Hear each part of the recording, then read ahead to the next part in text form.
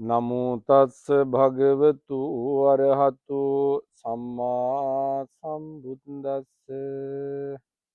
පින්නතුනි, මම ඔබෙන් ප්‍රශ්නයක් අහන්නට කැමතියි.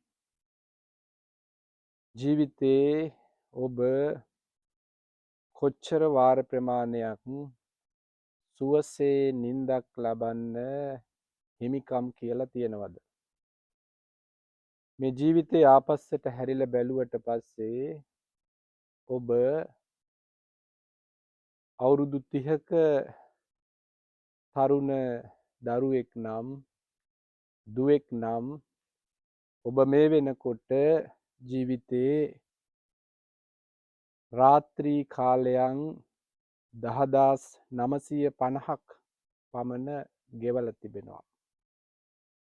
ඒ 10950ක් වූ අති දීර්ඝ දවස් ප්‍රමාණයේ ඔබ කොච්චරනම් සුවබර නින්දකට හිමිකම් කියලා තියනවාද? ඔබ අවුරුදු 40ක මැදිවියේ තරුණයෙක් නම් තරුණියක් නම් මේ වෙනකොට රාත්‍රී කාල 14600ක් පමණ ගෙවා දමලා තිබෙනවා. ඒ අති දීර්ඝ කාලයේ ඔබ කොච්චරනම් සුවබර නින්දකට උරුමකම් කියලා තියනවද?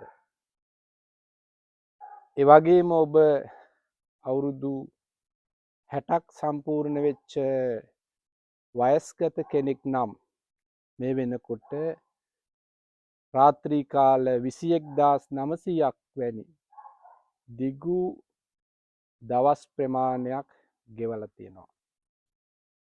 එච්චර දීර්ඝ කාලයක ඔබ සුවබර නින්දක් ලැබුවාද කියන ප්‍රශ්නය මම අහන්න කැමතියි. බුදුරජාණන් වහන්සේ සුවබර සැපදායි නින්දක් ලබන්ට පානය කළ යුතු නිදිපෙති 3ක් දේශනා කළ තියෙනවා. නින්ද අඩු වෙනකොට අපි වෛද්‍යවරු හමු වෙලා අපි නිර්දේශ ලබා ගන්නවා සුවබර නින්දක් ලබන්ට නිදිපෙති පානය කරන්න. බුදුහාමුදුරුවෝ මේ ධර්මය නැමැති ඖෂධයෙන් පානය කරන්නට සුදුසු නිදිපෙති 3ක් අපිට පෙන්වලා දීලා තියෙනවා. පළවෙනි නිදිපෙත්ත තමයි ආශාවන්ගෙන් තොරව නින්දට යෑම. අසීමිත ආශාවන්ගෙන් යුක්ත වෙලා අපතෘප්තිකර මනසකින් නින්දට යන කෙනාට නින්ද සුවබර නින්දක් වෙන්නේ නැහැ කියලා බුදුහාමුදුරුවෝ පෙන්눔 කළා. ඒ නිසා බුදුහාමුදුරුවෝ සුවබර නින්දක් ලබන්ට පානය කළ යුතු පළවෙනි නිදිපෙත්ත හැටියට පෙන්눔 කළේ ආශාවන්ගෙන් තොරවීම. අසීමිත අතෘප්තිකර ආශාවන්ගෙන් ඉවත් වීම. දෙවෙනි නිදිපෙත්ත තමයි ද්වේෂයෙන් තොර වෙලා නිදි අහන්නට යෑම. බුදුහාමුදුරුවෝ ඒකත් සුවබර නින්දක් ලබන්ට සුදුසු නිදිපෙත්තක් හැටියට පෙන්눔 කළා. තුන්වෙනි නිදිපෙත්ත තමයි සිත කැළඹීමෙන් තොරව පවත්වාගෙන නිදි අහන්නට යෑම. වික්ෂිප්ත වෙච්ච කැළඹිච්ච සිතකට සුවබර නින්දක් ලැබෙන්නේ නැහැ කියලා බුදුහාමුදුරුවෝ පෙන්눔 කළා. එතකොට මේ නිදිපෙති 3 පානය කරන කෙනෙකුට සුවබර නින්දක හිමිකාරීත්වය ලැබෙනවා කියලා බුදුහාමුදුරුවෝ අපිට පෙන්눔 කළා. වරක් බුදුහාමුදුරුවෝ රාත්‍රී කාලේ අලව් රට තද සීතලේ ගවයෝ ගමන් කරන පාරක බොහොම රළු පරුෂ කාෂ්ඨක පරිසරයක හේමන්ත කාලේ අධික සීතලේ ඇටේරියා කොළ ටිකක් බිම දමලා ඒක ආසනයක් බවට පත් කරගෙන රාත්‍රී කාලේ වැඩ හිටියා. උදෑසන මේ අලව් රටේ ඉඳපු හත්තක ආලවක කියන කුමාරයා උදෑසන සංචාරය කරනකොට බුදුහාමුදුරුවෝ දැකලා බුදුහාමුදුරුවෝ ළඟට ඇවිල්ලා අහනවා බුදුහාමුදුරුවනේ ඔබ වහන්සේට ඊයේ රාත්‍රියේ සුවසේ නිින්ද ගියාද? ඔබ වහන්සේ සුවබර නිින්දකට හිමිකම් ලැබුවද? බුදුහාමුදුරුවෝ ඒ වෙලාවේදී හත්තක ආලවක කුමාරයට උත්තර දෙනවා කුමරුනි මේ ලෝකේ කවුරු හරි සුවබර නිින්දකට හිමිකම් කියනවා නම් ඒ අය අතරේ මමත් එක්කෙනෙක්. ඔව් මටත් හොඳට ඊයේ නිින්ද ගියා. මේ කුමාරයා හරිම පුදුම වෙලා අහනවා ස්වාමීනි භාග්‍යවතුන් වහන්සේ මට හරි පුදුමයි ඔබ වහන්සේ මේ වැඩ ඉන්නේ මේ ගවයෝ ගමන් කරන කාෂ්ඨක පොළවක ගවයන්ගේ කුර වලින් මේ පොළව තුවාල වෙලා ඒ විතරක් නෙවෙයි මේ හේමන්ත කාලේ අධික සීතල තියෙන කාලයක හතර වටෙන්ම සීතල සුළඟ හමන වෙලාවේ මේ ඇටේරියා කොළ මැත්තේ සුදුසු ආසනයක නෙවෙයි ඔබ වහන්සේ රාත්‍රී වැඩ සිටලා තියෙන්නේ. නමුත් ඔබ වහන්සේ කියනවා මට සුවසේ නිින්ද ගියා කියලා.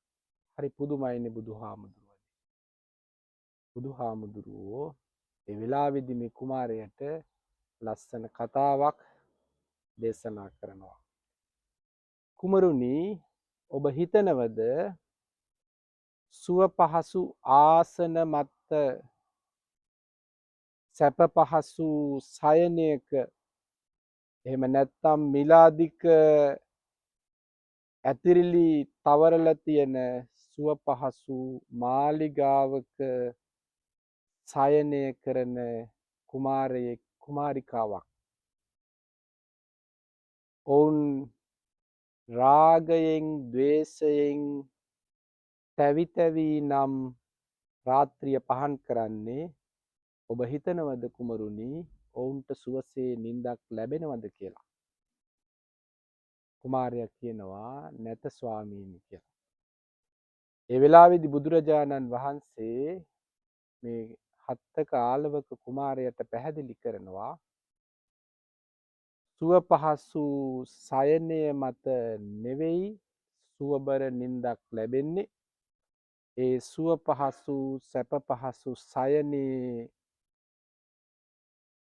සයනය වෙන නිදාගන්න පුද්ගලයා තුළ තියෙන ඒ සිතුවිලි වල ශ්‍රේෂ්ඨත්වය මතයි සුවබර නිින්දකට හිමිකම් ලැබෙන්නේ.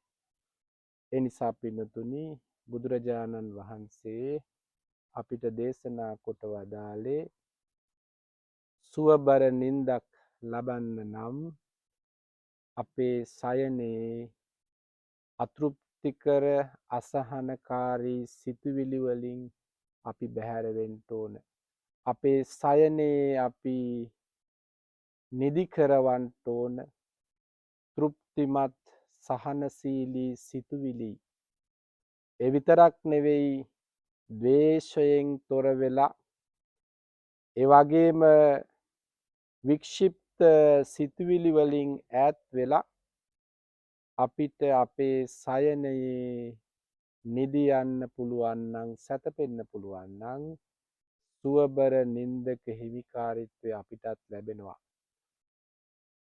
අපි අපේ ජාතිය උදෑසන සෙත් පිරිතෙන් අවදි වෙලා රෑ මහ පිරිතෙන් නිින්දට ගිය ජාතියක්.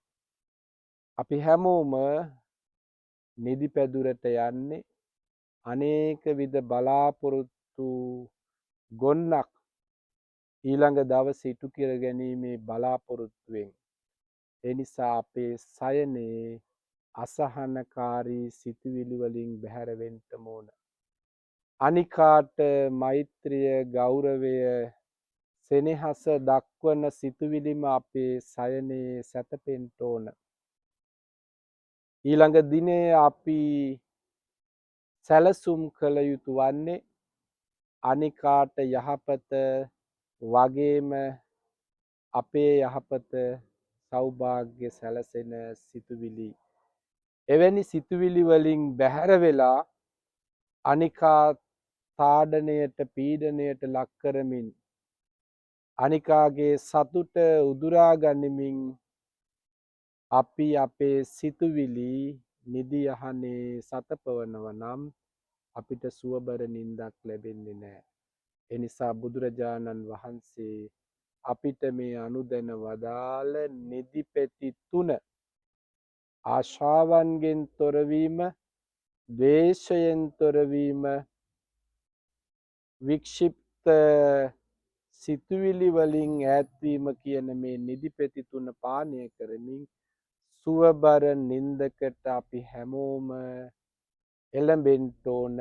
ඒක තමයි බුදුහාමුදුරුවෝ අපිට සුවබර නින්දක් ලබන්න පුළුවන් හොඳම ක්‍රමවේදය හැටියට පෙන්වුවේ. ඔබ හැම දිනාටමත් ඒ සුවබර නින්දේ ආස්වාදය ලැබෙන වාසනාවන්ත දිනයක් වේවා. හැම දිනාටම තෙරුවන් සරණයි.